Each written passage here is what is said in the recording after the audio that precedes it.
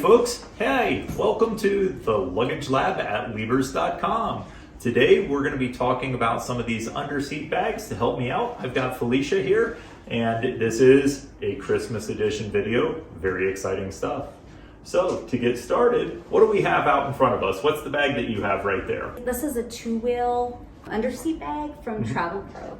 I've got over here one from Briggs & Riley, one from Tumi. We're going to go through and kind of explain what some of the differences are between these bags. One of the big things that we always get questions on is, hey, I need an underseat bag. Will these fit? What do we think? Will these bags fit under the seats? Well, it depends. That's always the first thing that we answer with, because we don't know. All airlines are different. They all fly different jets. Small regional commuters probably are going to run into some issues with these guys. If you're flying a 777 going over to Tokyo, you probably have plenty of room for these. Check with your airline to see what dimensions will and will not fit specifically for a bag that you may end up choosing. We're going to do a second video that's going to talk about soft side bags. Those give us a little bit more wiggle room. These guys, because they have wheels, they're going to have a good frame on here, and so there isn't a whole lot of squishing that we can do with these bags. So Dave, if I were looking for an underseater bag, which one would you recommend primarily out of these three? Alrighty, well, let's set up some quick ground rules. There's a pretty big price difference between these bags. The Travel Pro Tour Light that she has right over there is $149. It weighs 5.5 pounds, so pretty reasonable on both of those. The Rhapsody collection here from Briggs & Riley, this guy's going to be a little bit more expensive at $419. It's the same weight at 5.5 pounds, but it does carry that Briggs & Riley guarantee on here. Anything that goes wrong with this bag for any reason is covered by their warranty, except cosmetic damage. So if your kid plays with a crayon or magic marker, you're probably out of luck, but anything else is going to be covered by Briggs' guarantee. The last bag that we have out here is this guy from Tumi. This is the Oxford Compact.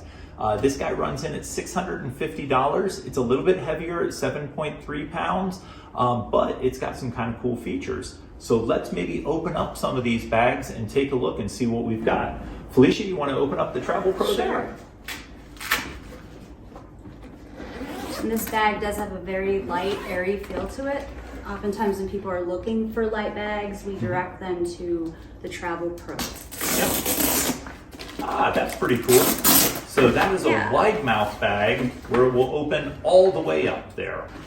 And the cool thing about this is that there's a place for a laptop or other device that's padded. So not only could you use this as a suitcase, but you can also use it as business case as well. Okay. Is there a way to, we'll get that guy kind of zip back together there real quick? Absolutely. So it comes with Velcro and a snap button if you just want to use it as a business case. Yeah.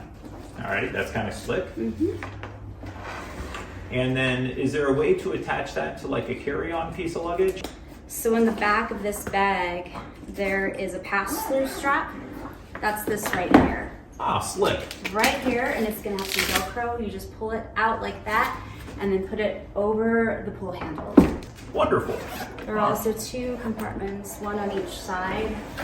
So similar to the bag there from Travel Pro, this guy is going to be able to attach onto a carry-on piece. With this one, I have this little pulley thing here with a bungee cord. So it pulls out, twists, and locks in place on the two posts on most carry-ons.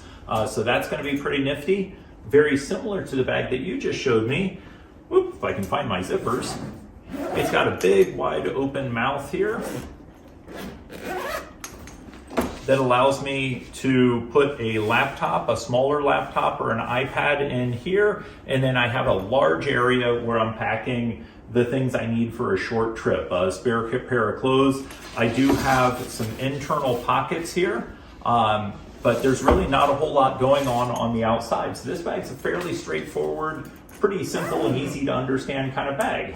And I noticed there's a little barcode on there. What's that indicative of? The little barcode on the inside, That's going to be the serial number plate. It gives you the model and serial number of your bag.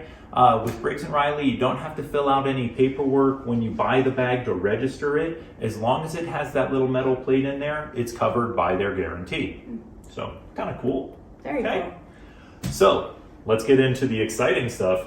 You asked me about Tumi. Yes. I'm going to roll this guy over here. That bag, that Rhapsody bag from Briggs & Riley is available in navy blue, in black, and in that plum color. So, why is this bag so much more expensive? Couple of reasons. Whereas both of those are fairly straightforward, they don't have a whole lot of frills to them, this bag does. This is pretty cool.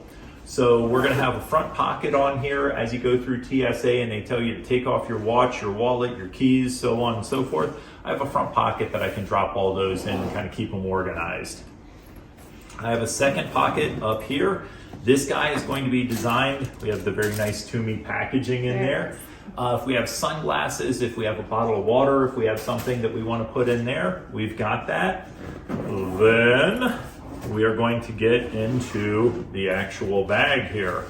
I have a separated kind of sleeve right in here. This is designed for that laptop that you're going to carry with you. And then we open up the main compartment, and this is wild. Are you ready for it? I think so. If you were wearing a hat, I would tell you to hold on to it. Boom. Wow. Folds all the way open, and here I have a pocket for laundry, whatever you want to put in there. I have a second main compartment here, again with the beautiful Tumi packaging in there. That's where I'm going to put my change of clothing, so on and so forth. This bag has a lot of zippers on it. Notice how smooth those zippers are. That's Tumi quality right there. This bag is awesome. Super, super nice bag. A lot of really nice engineering, a lot of pockets, a lot of storage space to put things in. I really like this bag. It has a really nice sleek feel to it, too. Yes. Now, Dave, I noticed in terms of the wheels, people often ask me, is it better to have a two-wheeler or a four-wheeler for an underseater bag? That is an excellent question for everybody out there. I don't know, because I will say strongly that four wheels are more convenient. They roll much more easily. If you are strictly going from airport to airport, walking through a terminal with a four-wheel bag, you're going to put the pull handle at about hip height, and you're simply going to walk along like you're walking a dog, is how I always kind of explain it. It should sit right by your side and be very easy. When you get onto the airplane, you can put it out in front of you and walk down the aisle without having any, dragging it behind you. You don't have to carry the thing or anything like that. Super slick to use four-wheel bags. But two-wheel bags also have their place. So that first bag that we looked at from Travel Pro, that's a two-wheeler. And the reason why we still carry two-wheel is they are going to be a little bit more durable. They are going to be far better. If you say, I had a customer here a year ago and they were traveling over to Italy. They were staying in a 5th century building. They had the apartment up on the 3rd floor. 5th century buildings in Italy don't have elevators. It's a crying shame. All those old garbage buildings that they have over there, nothing fun about them. So they had to carry their bag up the stairs. And if I have to drag a four-wheel up the stairs, it's really not engineered very well to do that. A two-wheel bag is going to have no problem doing that. That makes sense. Does that kind of make sense? Yeah, it does. Perfect. It does. And I've also heard people say that they prefer a two-wheeler on like an escalator. Yeah, exactly. The same kind of reason. Yep. Now, in terms of durability, you mentioned that the two wheels tend to be more durable than the four-wheel. Can you kind of explain why that is? Sure, absolutely. On the two-wheel here, there isn't anything that it does other than spin in one direction. And so if it gets caught on something, it's probably not, it's a bigger diameter. And if it gets caught on something, it's probably going to roll right through it. The four wheels, not to say that they're flimsy, and especially on a bag like this, it's not going to weigh a ton. The four wheels, though, do have more stuff going on with They're them. kind of tucked in more, whereas these are kind of Yep. more, there's a higher likelihood of this getting caught onto something just because it Yeah, exactly. can. And on this bag, if we're talking about the big 29-inch checked luggage, I will definitely say 2 wheels is going to be the way to go for durability concerns.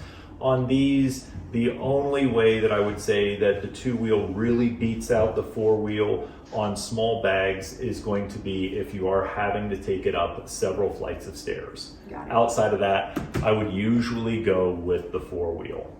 Well, that's pretty much what we wanted to go through.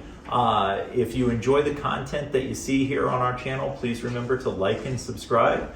Head on over to Liebers.com, where we, as always, have everything but the trip. Thank you. Don't stop, or stop it, Martin. Don't real quick. stop. Did you say it at the same time?